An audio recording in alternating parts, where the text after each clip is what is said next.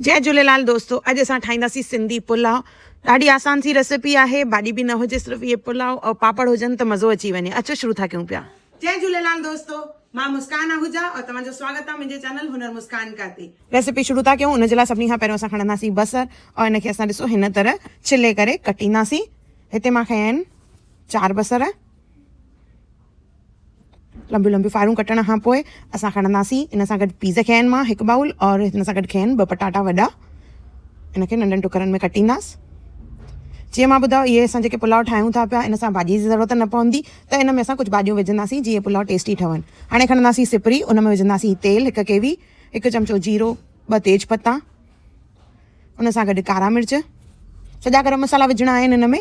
इनखे हल्को सो भुञंदासीं। उन खां पोइ जेको असां बसर कटे रखियो होसीं उहो विझंदासीं। इन जो दाग पचाइणो आहे। दाग पचाइणो आहे मतिलबु बसर खे असांखे डार्क ब्राउन करिणो आहे। गॾु विझंदासीं नंढो फोटो ऐं वॾो फोटो। सो भुनी भुनी हिन तरह ब्राउन थी वेंदा असांजा बसर, त इन में विझंदासीं असां पटाटा जेके कटे रखिया हुआसीं। गॾु विझंदासीं असां पुसियल सोयाबीन्स। 1 कटोरी, नंढी कटोरी मां सोयाबीन्स जी खई आहे। उनखे सिर्फ़ु पाणी में पुसाए रखियो हो 15-20 मिंट। ऐं गॾु विधा आहिनि मां हिते पीज़। सभिनी जी क्वांटिटीज़ जेके भाॼीअ जूं आहिनि घटि वधि तव्हां पंहिंजे हिसाब सां करे सघंदा आहियो। इन में विझंदासीं लूणु, ॻाढ़ा मिर्च। बसि इन्हनि ॿिनी शयुनि जो ई इस्तेमालु करिणो आहे। जेको पुलाव में जेको कलर ईंदो, जेको असां दाग पचायो आहे, मतिलबु त जेको असां बसर खे ब्राउन कयो होसीं, उनजे करे इन में कलर ईंदो।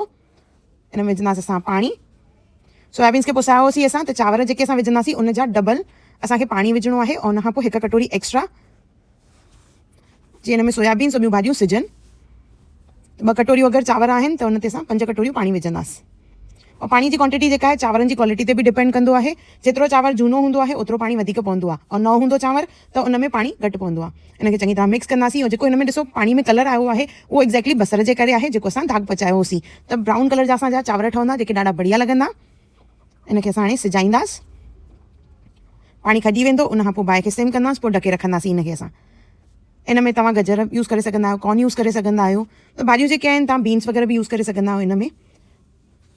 सो हल्को हल्को पाणी अञा इन में आहे, त ढके करे इनखे न 5 मिंट सिजाईंदासीं। त पाणी जेको आहे खॼी वेंदो ऐं चांवर बि ॻरी वेंदो। सो इहे असांजा चांवर तयारु थी विया आहिनि, असांजा सिंधी पुलाव। त हिकु दफ़ो ज़रूरु ठाहियो ऐं मूंखे कमेंट सेक्शन में ज़रूरु ॿुधाइजो त तव्हांखे मुंहिंजो वीडियो कीअं लॻो। इहे असांजा पुलाव तयारु आहिनि।